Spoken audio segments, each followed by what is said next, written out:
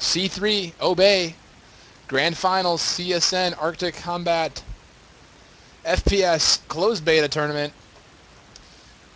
What a night it's been. I'd be surprised if I have a voice tomorrow. But this is what it comes down to. This is what it's all about right now. Grand Finals. 1 million points on the line. Holy smokes. I can only imagine how these players feel, putting all this effort into this game for so long in one night.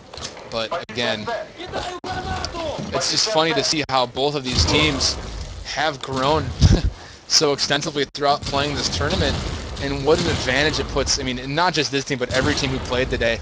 What an advantage it put in for this. And here's Shock pushing up very unwisely.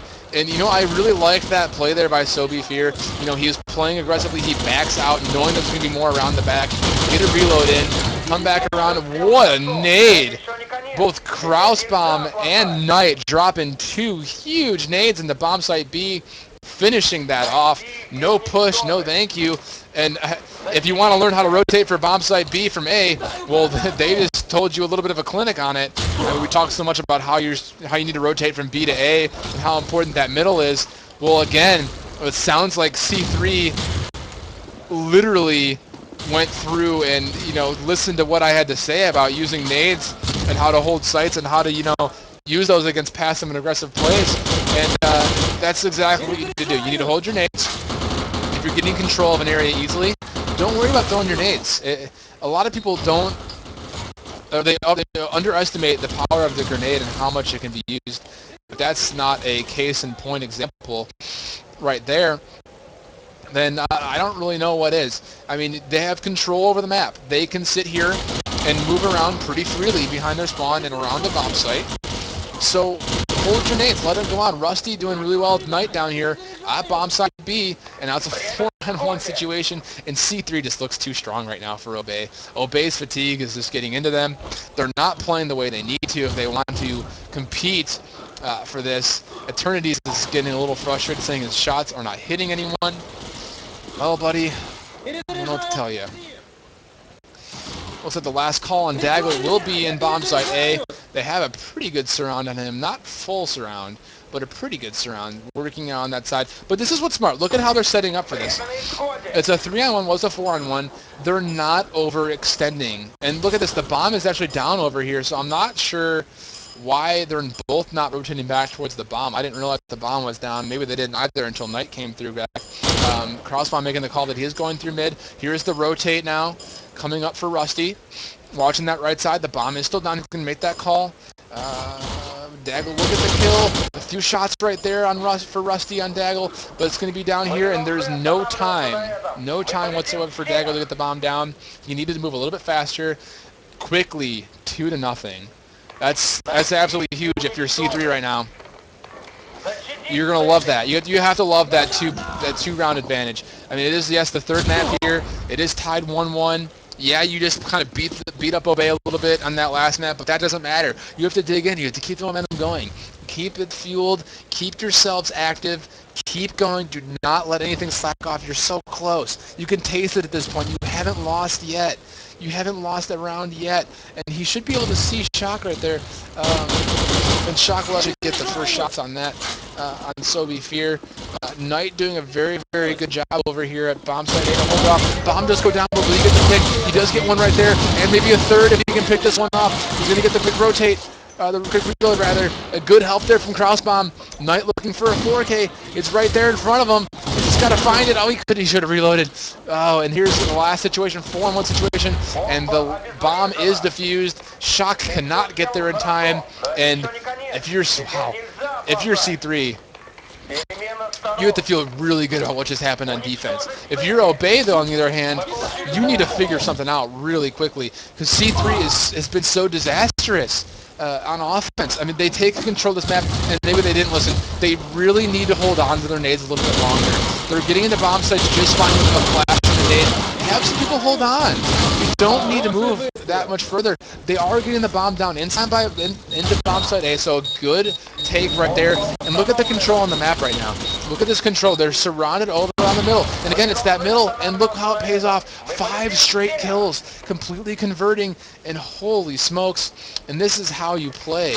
Exactly. Knight is pumped. This is how C3 plays.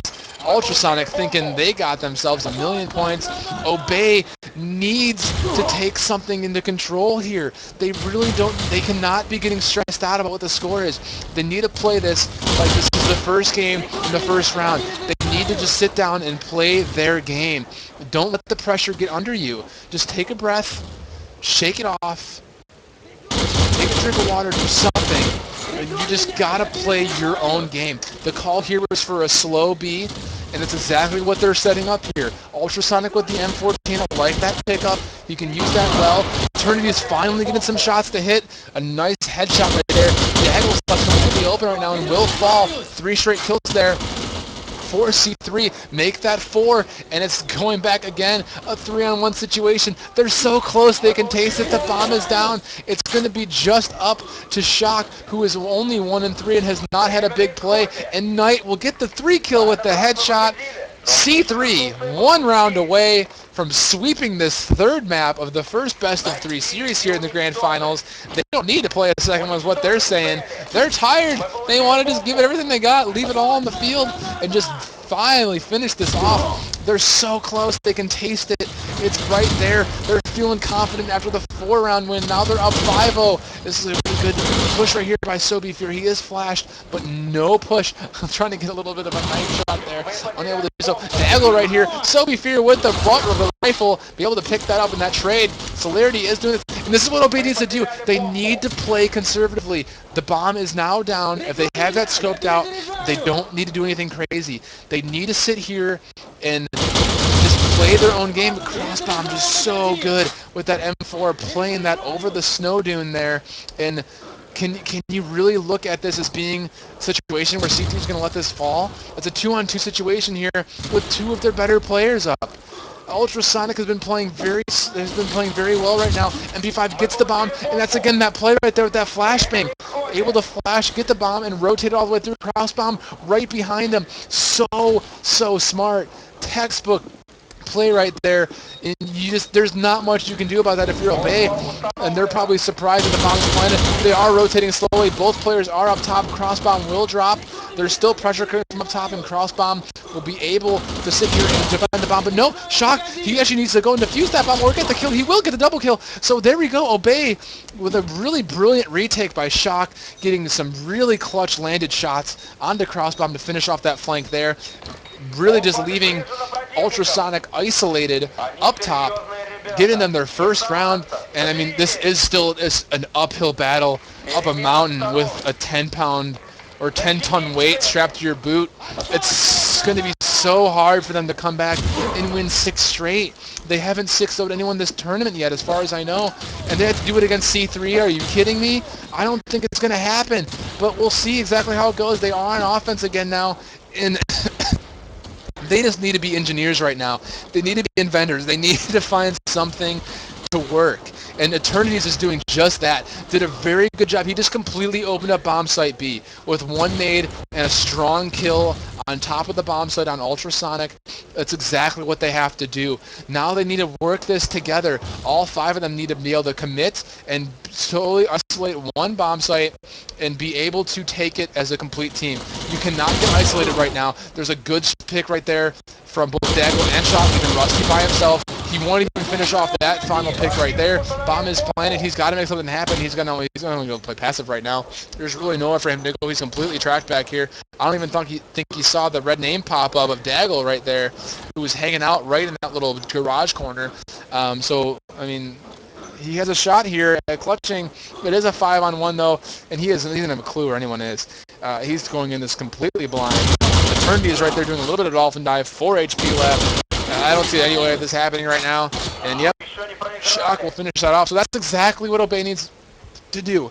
In every single round, they need to treat like that. They need to treat every single round like, obviously it's the last round. But at the same time, They need to be innovators. They need to keep engineering things.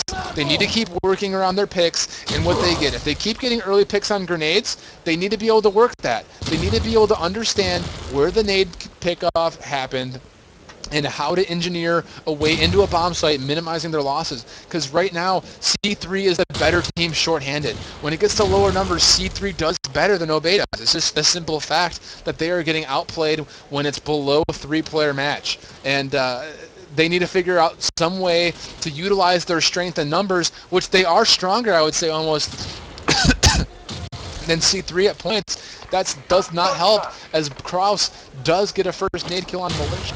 Excuse me, on Militia right around that fence line. So just good bomb plants. This is, oh wow, this is absolutely crazy. This is going on right now. The bomb is now planted, and it's a 5-on-4 situation. And now look at this 4-on-4. This is absolutely clutch for Obey to bring this back. Just hold off, play the timer, tick-tock, tick-tock, let it happen. Daggle doing so much good work over there, Shock beating SoB in a gunfight. It's a 3-on-1, and suddenly Obey is starting to believe that they can come back and beat this. That's 3 straight rounds now. Yeah, good free fire there from Daggle. Wow. Daggle going huge for his team in that round. 3 kills, bettering his score to a 9-3 and 5. Holy smokes. This does not get much better right now. Obey is doing everything they need to do. They need to be playing their own game. They need to be innovators. They need to be engineers. They need to make opportunities happen with how they're set up. And, you know, it comes down to the little things, too. Like, oh, I wasn't able to get to this spot because of a flash or a grenade that was thrown on me.